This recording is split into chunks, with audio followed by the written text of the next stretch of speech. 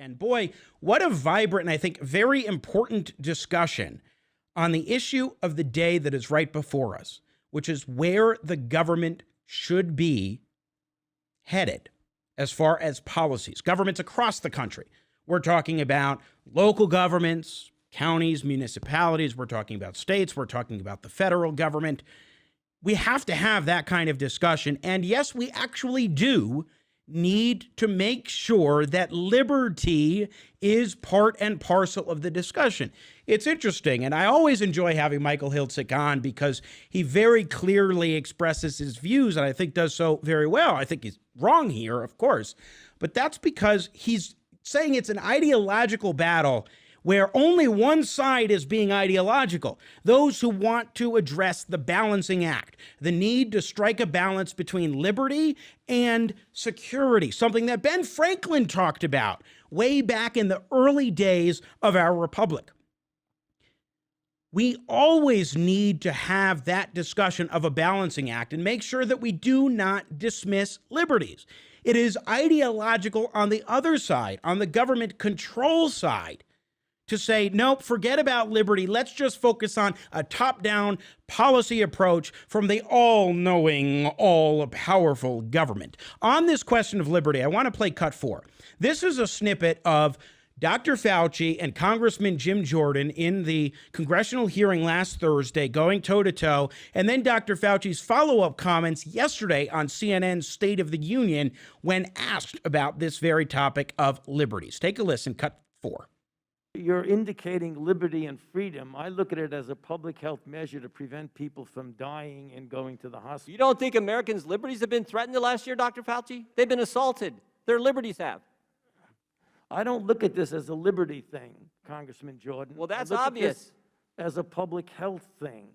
I don't enjoy those kind of confrontations, but I mean, it was very, very clear.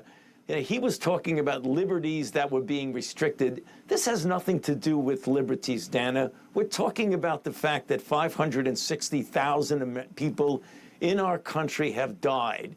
We're talking about 60 to 70,000 new infections per day. That's the issue. This is a public health issue. It's not a civil liberties issue.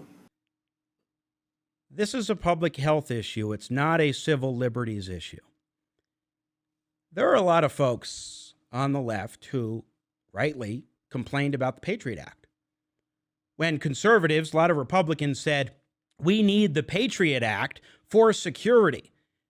This isn't a liberties issue. It's not a civil liberties issue. It's a national security issue. And I would surmise that folks like Michael Hiltzik or President Biden, I can't surmise President Biden at the time, but a lot of people who are liberals would say, we should have that balancing act and we should keep in mind liberty. Yet we're talking about a pandemic here, and they think that there's one way to go about it, the way of the all-knowing, all-powerful federal government, the Dr. Fauci genius who should be making these determinations about how and when we're allowed to live our lives. That is not a situation where we actually apply that balancing act. The United States of America was founded upon the principles of liberty. The very idea that each and every individual ought to be of right and ought to be free to think, free to act, and free to choose. That's the founding principle. And the role of government is to protect our individual rights, not to trample upon them.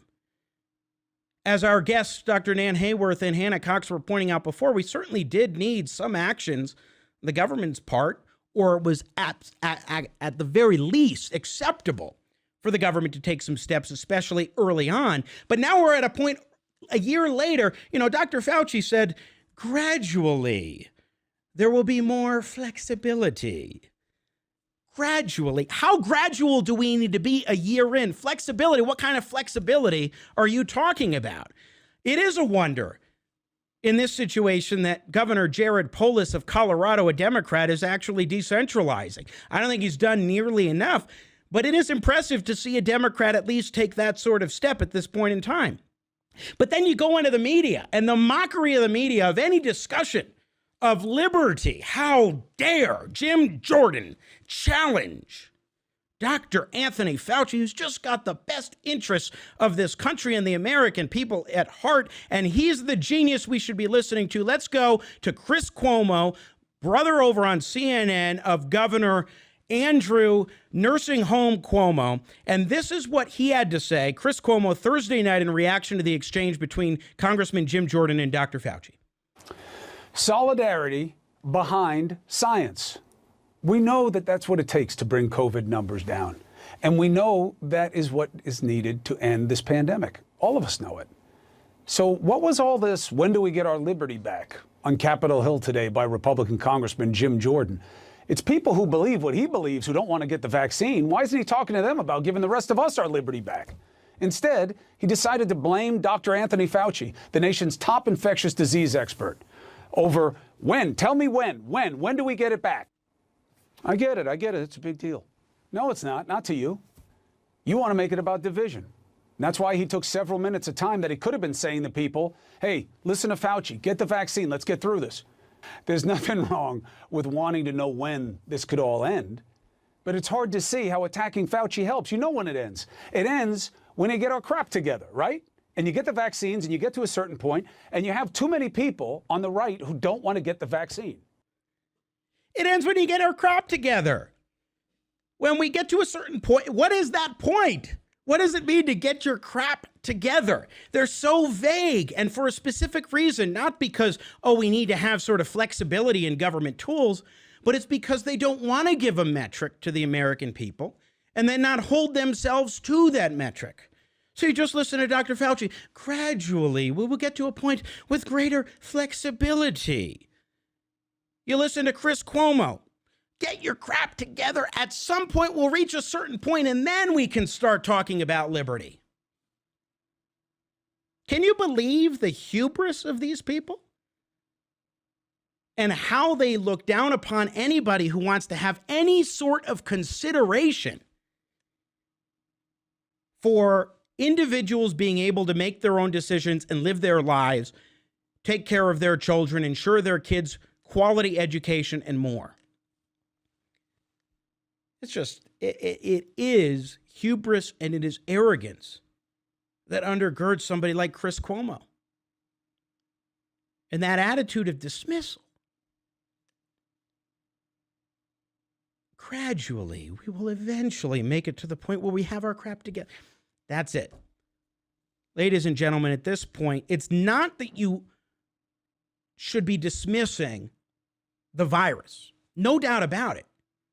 This is a virus that has killed hundreds of thousands of Americans, especially with comorbidities, especially obesity and overweight. I think Bill Maher pointed this out the other night. Maybe 73%, I think, of people who've died of COVID have had obesity or overweight issues, if I'm recalling correctly. That's important to keep in mind.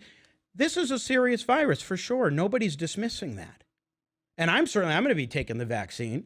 Wanting liberty doesn't mean I'm not going to take the vaccine. You can walk and chew gum at the same time. And yes, indeed, you can walk and chew gum at the same time when you're talking about liberty and taking precautions and doing things to address this virus. It is long past time for us to start prioritizing the liberties of the individual and making sure that they are sacrosanct as they're supposed to be here in this country. And so I give kudos to Jim Jordan for that exchange with Dr. Fauci, because he actually was willing to make the point and say, what is the metric? And Chris Cuomo mocks him because Jim Jordan approached a congressional hearing as a sitting member of Congress in a way that differs from what Chris Cuomo would have liked. Again, serious virus. Need to continue taking those sorts of precautions, being smart in how we address it. But we also need to not dismiss liberty, because our nation was founded upon liberty. And it's not that the folks who are advocating for it are ideological versus the left not being ideological. Quite different. Quite a different story, in fact. If you believe that the all-knowing, all-powerful government can step in and right the ship and fix all of our problems, that is ideological. And it is not actually based in any real in-depth study of history or reality. We'll see where things go moving forward, but make no mistake, we need to ensure that life, liberty, and the pursuit of happiness remain top of mind here in the United States of America.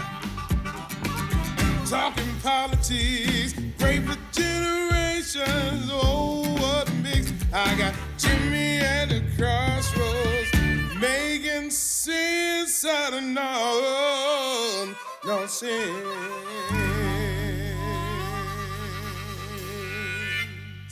Yeah.